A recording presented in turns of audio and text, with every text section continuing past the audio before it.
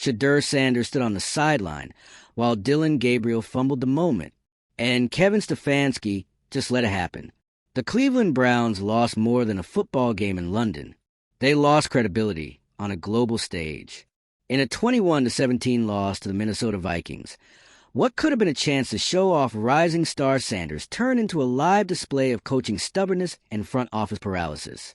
If you're into the real story and all the messy twists they don't show on highlight reels, go ahead and subscribe. And if you're sticking around to see how this Browns QB chaos plays out, you should definitely be subscribed. Gabriel, handed the starting role once again, underwhelmed. And Sanders, arguably the most hyped young quarterback on the roster, never saw the field. The crowd noticed. The cameras noticed. The media tore it apart. Even British broadcasters, usually more reserved in tone, labeled the Browns' decision-making as unintelligible. Reports have since trickled out, pointing to serious internal dysfunction. The refusal to play Sanders isn't just about gameplay. It's tied to everything from performance-based contract escalators for Gabriel to whispered tensions between Stefanski, front office executives, and ownership itself. Behind closed doors, the Browns are a war zone. Stefanski's grip on the locker room is slipping, insiders say. Some players are privately frustrated, while others are publicly throwing subtle shade. Fans have already chosen a side. And Sanders, by simply existing as a ready-to-go option, being inexplicably ignored, has become a lightning rod for franchise unraveling under pressure. This wasn't supposed to happen in London. The NFL set the Browns up on the marquee international stage, hoping to expand the league's image abroad. Instead, Cleveland became the poster child for how not to run a franchise. They brought their dysfunction overseas and left with their brand scorched and their future in question. Now, ownership is stuck between saving face and salvaging the season. Meanwhile, Sanders' camp has remained quiet, but their silence is getting louder by the day. The Cleveland Browns didn't just lose a football game in London. They set fire to their credibility on an international stage. The final score? 21-17, a close enough contest against the Minnesota Vikings. But the real disaster had nothing to do with points on the board. It was about the Browns' refusal to put Shedeur Sanders, arguably their most promising and NFL-ready quarterback, into the game. And that single decision turned a normal loss into a full-blown public spectacle. In front of a packed crowd at Tottenham Hotspur Stadium and a global audience tuned in for an NFL showcase, the Browns made it clear internal politics trumped talent. While Sanders paced the sideline, fully suited up and ready, head coach Kevin Stefanski stuck with Dillon Gabriel. The same Dillon Gabriel who underperformed in critical moments, missed key throws, and couldn't convert when it counted. The problem wasn't just the loss. It was a stubborn refusal to even try a different approach. Sanders, who had reportedly excelled in practice, continued to be benched, not because he wasn't ready, but because Stefanski wouldn't budge. And as the game slipped away, so did any plausible explanation for this decision. Let's not sugarcoat it. This wasn't strategy. This was pride. And that pride is killing the Brown season.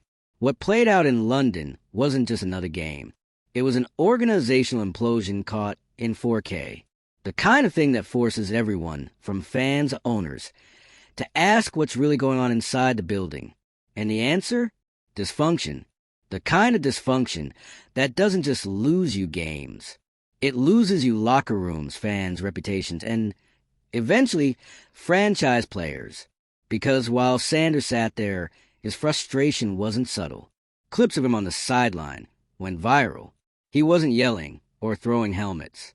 He didn't need to. The look said it all. You got me? You won't use me. And I'm done pretending that makes sense. He's not the only one who felt that way. The backlash was immediate. Fans torched the team on social media. Analysts, both American and European, couldn't believe what they were watching. British journalists, new to the chaotic world of Browns football, were stunned by the choice to bench Sanders, asking how any team could willingly sideline such talent in favor of mediocrity. And as hashtags trended globally, it became clear this wasn't just a local controversy. This was a worldwide embarrassment. So why did it happen? At the center of it all is Stefanski's coaching stubbornness. It's not just that he believes in Gabriel. It's that he refuses to pivot, even when every sign points to the need for change. Sanders has done everything asked of him, performed in practice, prepared off the field, kept his head down. Still, he's treated like a liability instead of an asset. And here's the kicker. Many believe Gabriel's continued starts aren't even about performance. They're about contracts. Reports suggest that financial factors, such as incentives tied to playing time or performance bonuses, may be influencing coaching decisions. In other words, it's cheaper to keep Gabriel on the field, even if it's costing the team wins. And Sanders? He represents the future. A marketable, mobile quarterback with real star power. He's the kind of player who boosts ticket sales and gets fans invested. Yet he remains sidelined, not for lack of talent, but because of internal conflicts and outdated thinking. It's not just the fans asking questions now. Ownership is reportedly frustrated, and they should be. The Browns didn't just lose a winnable game. They exposed themselves as a franchise in disarray. And when you do that on an international platform, the damage lingers. This was supposed to be a celebration of the NFL. Instead, it became a case study in mismanagement. The locker room dynamics are shifting. 2. Players notice when a coach plays favorites. They notice when performance doesn't dictate playing time. And they definitely notice when leadership makes decisions that don't align with winning. These things erode trust. Fast. And once you lose the locker room, you don't get it back with excuses.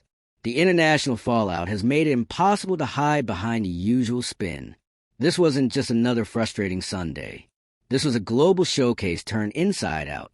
International fans don't know the Browns' long history of missteps, but they do know bad decisions when they see them. And this was one of the most blatant in recent memory. That spotlight is brutal and deserved. The message it sends is clear. The Browns are willing to waste elite talent in order to protect poor decisions. It's not just disheartening, it's destructive. And the consequences aren't just reputational. They're strategic. With every week Sanders doesn't play, the window to salvage the season shrinks. The playoff picture becomes a blur. And if this continues, the Browns risk losing Sanders altogether. No quarterback with the potential will stick around in an environment that refuses to trust him.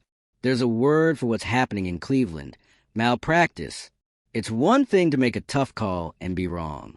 It's another to ignore all signs, refuse to adapt, and double down while your team suffers.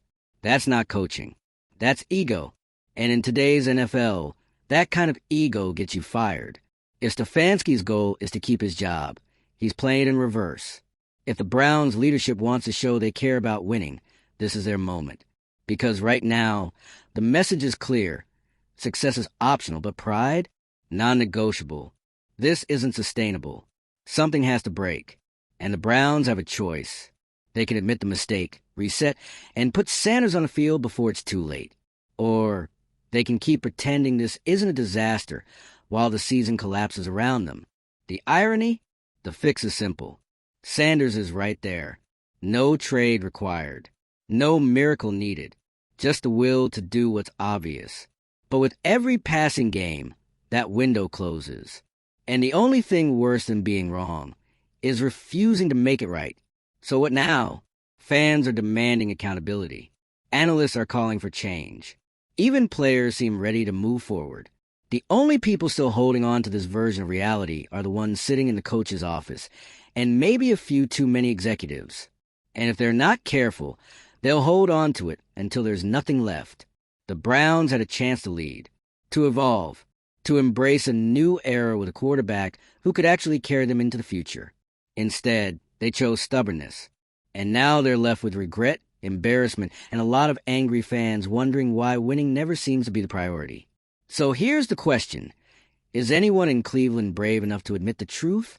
Shedeur Sanders should have played. Period. The world saw it. The fans knew it. The locker room felt it. And the fact that it didn't happen will haunt this franchise until someone finally steps up and fixes what they've broken. Let us know what you think in the comments. Should Sanders start next week? Is Stefanski out of excuses? And can the Browns turn this around, or is it already too late? Hit subscribe so you don't miss the next chapter in this mess, because knowing Cleveland, the drama is far from over. You'd think they'd learn, But here we are. So what's the next move? If you're the Browns front office, you need to stop hiding behind contract and narratives and start making football decisions. Stefanski has to either adjust or be replaced. The window is right now. Not next season, not next month. Now. If you're Shedeur Sanders, you're sitting in the middle of a nightmare scenario. You're ready. You're capable. And your own team won't even give you the chance to prove it. It's hard not to wonder how long until he and his camp start asking some tough questions. Like, why stay in Cleveland? Because other teams are watching. They see what's happening. And they will come calling when the time comes. And if you're a Browns fan, you're exhausted. You've seen this movie before. The names change, the coaches change, the city changes, but the script? Always the same. And this one might be the worst yet, because this time they had the answer. It was right there, and they refused to use it. Shedeur Sanders didn't fail the Browns. The Browns failed him. So what's it going to be? Another season lost to stubbornness and mismanagement? Or a late pivot towards something that actually resembles a future? We'll see soon enough. But whatever happens next, you better believe everyone's watching. The Browns are spiraling, and at this point, it's hard to tell if they even want to pull out of the nosedive. The franchise has made a lot of mistakes over the years. Draft busts, coaching carousel, front office misfires. But this one? This is different. This is the kind of blunder that lives in highlight reels, think pieces, and angry Reddit threads for years. Shedeur Sanders didn't need to throw a single pass in that London game to become the biggest headline. All he had to do was not play.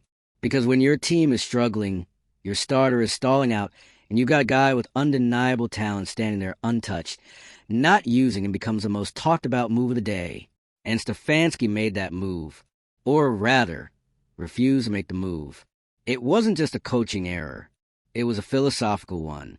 A willful commitment to doing things his way, no matter how clearly that way isn't working. That's how you turn a manageable loss into a full-blown crisis. Let's talk about what this signals, not just to fans, but to the rest of the NFL. Every coach in the league is watching. Every front office. Every GM. And what they're seeing isn't just a bad play call. It's a team eating itself from the inside out. It's a head coach willing to risk his credibility, his locker room, and probably his job just to prove a point. And the point? That he's in control. Control over what, though? Because what he's not controlling is the scoreboard, the morale, or the direction of the season. There's a special kind of dysfunction that happens when decisions stop being about winning and start being about optics. When a coach starts to fear losing his grip more than losing the game. And that's what this is starting to feel like. You got a player like Shedeur Sanders, young, driven, composed, and frankly, the spark this team desperately needs. Just sitting, waiting. And it's not even about whether he win the game outright. It's about trying something when what you're doing clearly isn't working. And yet, Stefanski stood there, watched Gabriel fumble the moment, miss throws, lose momentum, and still kept Sanders on the bench. Fans weren't just booing the result. They were booing the arrogance, the complete dismissal of what every person watching could see, that this team needed a jolt. And the guy wearing number 2 was that jolt. It's the kind of decision you don't bounce back from easily, because it's not just 1 week. It's the message you're sending over the entire season, that your system matters more than your players, that your pride matters more than your record, that being right matters more than doing what's smart. And now, Shedeur Sanders has become more than a bench quarterback. He's become a symbol of wasted potential, of broken leadership, of the kind of rigid thinking that turns promising seasons into cautionary tales. Let's be real, the longer Sanders stays benched, the uglier this gets. Not just in the media, but in the locker room, because players talk. They vent, they compare, and when your backup quarterback is outshining your starter in practice and still not getting a shot, that resentment grows like mold. Quiet at first, then suddenly everywhere. This is how teams fracture, not in blowouts or public feuds, but in slow, silent moments of disillusionment. When veterans stop buying in, when rookies get discouraged, when leadership loses its grip and refuses to admit it. And what's terrifying for Browns fans is how familiar this all feels. Because Cleveland has been here before. So many times. The only thing different now is the scale. This wasn't some regional rivalry gone wrong. This was London, Tottenham Hotspur Stadium, a global audience, a spotlight they asked for, and they crumbled. You can't call this growing pains. You can't call it a developmental decision. You can't spin this as part of the plan. No one's buying it because the plan, whatever it was, is broken. And doubling down on it doesn't make you strategic. It makes you stubborn. At what point does the front office step in? Ownership is already said to be fuming behind the scenes. And they should be. You don't fly your team across the ocean, get embarrassed in front of an international audience, and light your quarterback room on fire, all in one weekend, and expect to come back to business as usual. There's too much at stake now. Not just the season, but the franchise's image, their ability to recruit, their standing in the league. The Browns already operate under the shadow of decades of dysfunction. This only adds another layer. And you know what makes it worse? The financials. Let's not pretend money isn't a factor here. Gabriel's contract reportedly includes performance escalators. Translation, the more he plays, the more he costs. There are whispers that keeping him in the starting role has less to do with game management and more to do with bookkeeping. If that's true, it's beyond gross. It's the kind of short-term thinking that torpedoes long-term success. You don't win football games with accounting tricks. And you definitely don't build culture on cost efficiency alone. Meanwhile, Shedeur's value isn't just in his arm. It's in his marketability, his brand, his ability to generate buzz, draw attention, and energize a fan base that's teetering on the edge of apathy. And the Browns are just letting that sit, letting that fade, risking it walking out the door when his rookie deal is up. There's only one logical conclusion to draw here. The Browns are more afraid of change than they are failure, because change means admitting you were wrong, admitting your QB1 experiment didn't work, admitting the guy you've been hyping up can't close when it counts. And that kind of honesty is rare in NFL front offices, especially ones that have made a habit of spinning chaos into growth. Let's call it what it is. This is self-sabotage, broadcast internationally, and there's no easy way to recover. If they make the change now, put Sanders in, realign the offense, swallow some pride, they might salvage the season. They might win back the locker room. They might finally start building around someone who could be more than just a bandage. But if they keep pretending this is fine, if they trot Gabriel out again and watch the same disaster unfold next week, then they don't just lose another game. They lose the team. And once that happens, it's rebuild time. Again, same story, different year. The Browns have built a brand around heartbreak, around promising moments that turn into public disasters. But this latest mess, this full-throttle refusal to play Shedeur Sanders, might be the moment where fans finally hit their limit, because this wasn't a fluke. This wasn't a bad bounce or a missed kick. This was deliberate, a calculated, conscious decision to leave one of your most talented players on the bench while the game slipped away.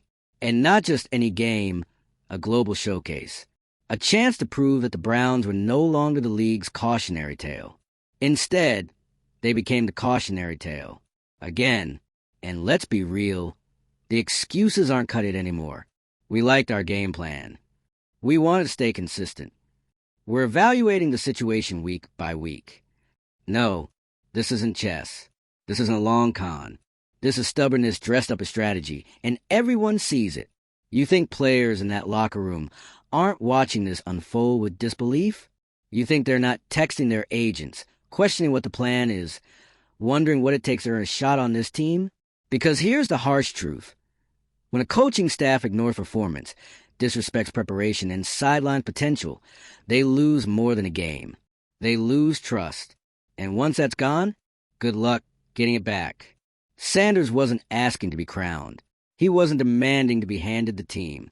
He's shown up, put in the work, stayed ready, and all he's asking for is a fair shot, not special treatment, not a media stunt, just a chance to change the momentum of a game that was clearly slipping away.